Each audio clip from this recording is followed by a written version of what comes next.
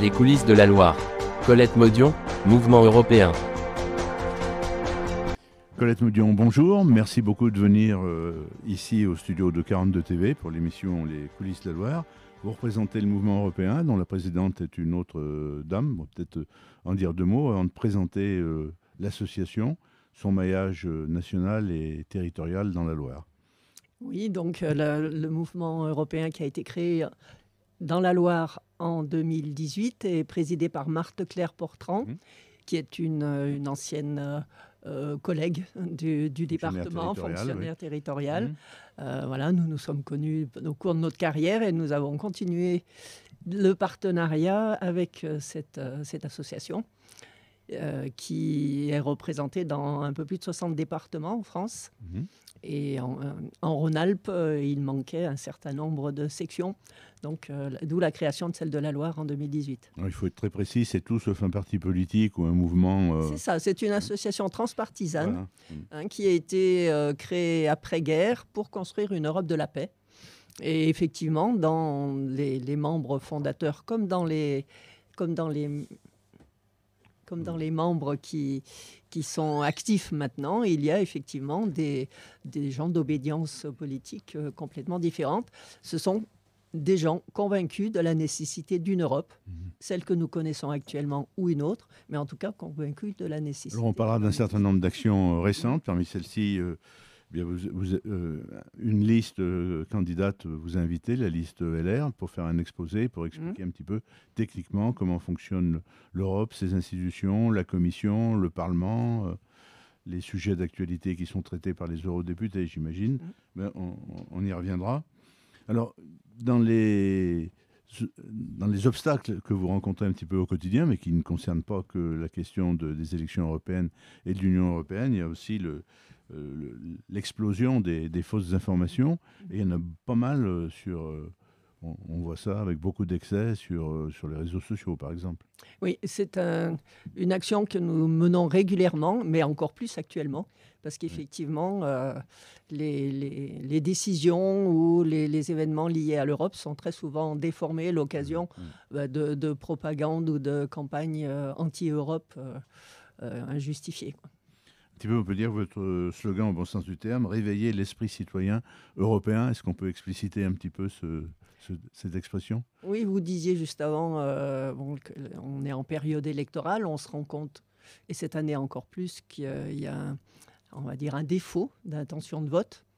Même si dans l'ensemble des élections, on remarque une baisse de la participation, cette année pour les élections européennes encore plus. Alors tout récemment, je vous coupe, il y a des articles comme quoi l'abstention diminuerait un petit peu et ce serait moins grave que pour les élections législatives, par exemple. Il y a des articles tout récents. On avait remarqué ça en 2019, où on était effectivement aussi dans un taux de vote assez bas. Et puis les 3 dernières semaines, ça s'est inversé et la participation avait augmenté, avec notamment beaucoup de jeunes. Et c'est là notre préoccupation cette fois. On sent les jeunes très éloignés de ce scrutin. Oui, d'accord. Alors, parmi les actions que vous avez menées au cours de ces dernières semaines, une présentation du comité des régions. Il y a un responsable, un élu ligérien qui a été maire du Chambon-Feugerolles et conseiller départemental, même vice-président au département, Jean-François Barnier. Est-ce que c'est avec lui que vous avez animé cette présentation du comité des régions ? Et nous dire en 2 mots en quoi il consiste, ce comité des régions, parce qu'il n'est pas très connu du grand public. Oui, c'est en partenariat avec le comité des régions et donc Jean-François Barnier que nous avons organisé une conférence au cours de laquelle il avait invité deux représentants, 2 membres du comité des régions. Ce comité a pour rôle de représenter les territoires et les régions au sein de l'Union européenne. Il alimente la réflexion et les prises de décision de rapports, de travaux en commission. Et Jean-François Barnier fait partie de commission. Alors, il y a des sujets qui sont un petit peu plus clivants. Le président de la République, par 2 fois, a parlé d'une défense, sinon européenne, du moins de s'approcher de ce concept. Est-ce que c'est des questions que les gens vous posent aujourd'hui à l'approche ? On est quand même très proche maintenant du scrutin. Oui, c'est une question qui revient très souvent dans les échanges. Notamment parce que la guerre est pas loin de chez nous. Depuis l'Ukraine, depuis les événements d'Ukraine, la question d'une défense européenne est posée à nouveau.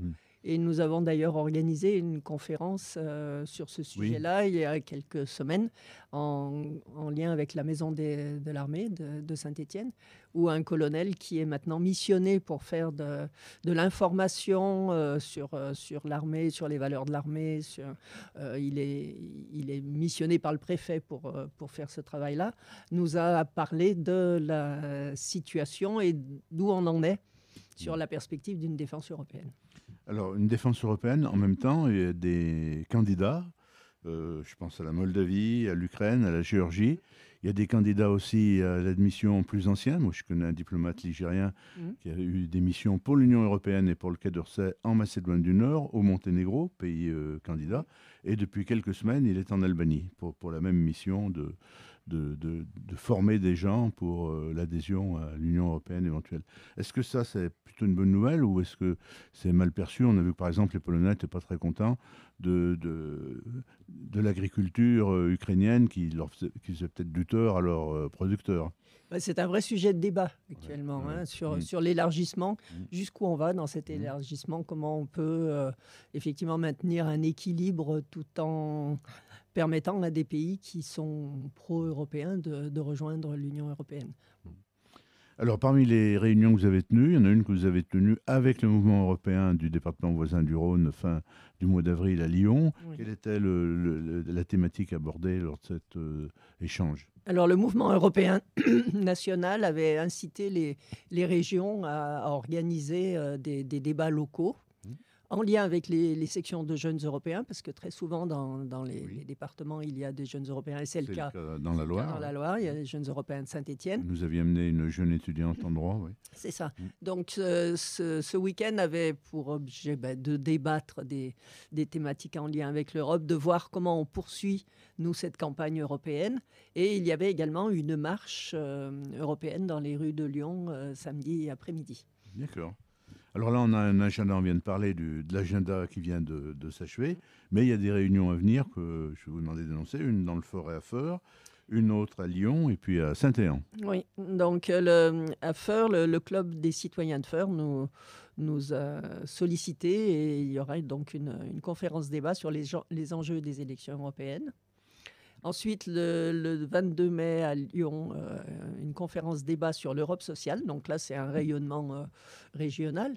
Mais presque toutes nos conférences sont ouvertes aux autres sections de la région. L'idée est quand même d'offrir plus d'informations en se répartissant un peu la tâche. Et puis le 23 mai à Saint-Éan, avec Team Europe et la municipalité, oui, on en parlera. Ce sera une conférence sur l'Union européenne et la démocratie. Mais on va en parler après. Alors, vous avez évoqué la section jeune, la jeunesse en général et sa perception ou sa non-perception de l'Europe. Il y a quand même des progrès et des choses que vous connaissez même très personnellement. Il y a le dispositif Erasmus qui est quand même très connu du monde étudiant. Oui. Et je pense qu'ils n'ont pas trop de problèmes pour recruter des gens qui ont envie d'aller dans un autre pays d'Europe pour faire une partie de leurs études universitaires. Oui, ça reste une vraie chance pour les jeunes. Il faut qu'ils s'en saisissent parce qu'à certains niveaux d'études, les jeunes restent... Vous pensez que ce n'est pas encore assez connu? Certains jeunes restent frileux à l'idée de partir. Et puis les employeurs, parce que souvent c'est en lien avec des formations par alternance, ont du mal aussi à laisser partir leurs alternants. Mais ça se développe et c'est une vraie chance à maintenir. Oui. Alors là, les 27 pays de l'Union européenne actuelle participent à Erasmus, ou même quand c'est relativement éloigné géographiquement, je pense à la Bulgarie. C'est même au-delà, oui. Ah oui, d'accord. Oui, c'est même au-delà, mais les pays les plus concernés sont quand même les plus proches, les plus au centre de cette Union européenne. Donc vous avez l'impression, et avec les multiples réunions que vous organisez, que même le milieu étudiant manque encore d'informations. Oui. Oui, où il y a une certaine frilosité. On a récemment une maison familiale rurale qui a un label MFR, Europe, la MFR de Montbrison, nous disait que sur une section commerce, elle a du mal à faire entendre à ces jeunes qu'il faut qu'ils partent, que c'est une vraie possibilité d'élargir un peu leur connaissance et puis peut-être plus tard de trouver un emploi à l'étranger. Les jeunes restent frileux. Donc il y a encore de l'information à apporter, là, c'est clair. Comment est perçue la guerre en Ukraine, qui est quand même dans sa 3e année consécutive, et qui Est-ce que ça va jouer un rôle positif ou négatif dans et la participation et le vote du 9 juin? On n'est pas certain du tout, parce que malheureusement, cet événement est rentré dans le quotidien, on va dire, Ben, de- oui, de- oui. d'un certain nombre de personnes et qui ont appris à vivre avec.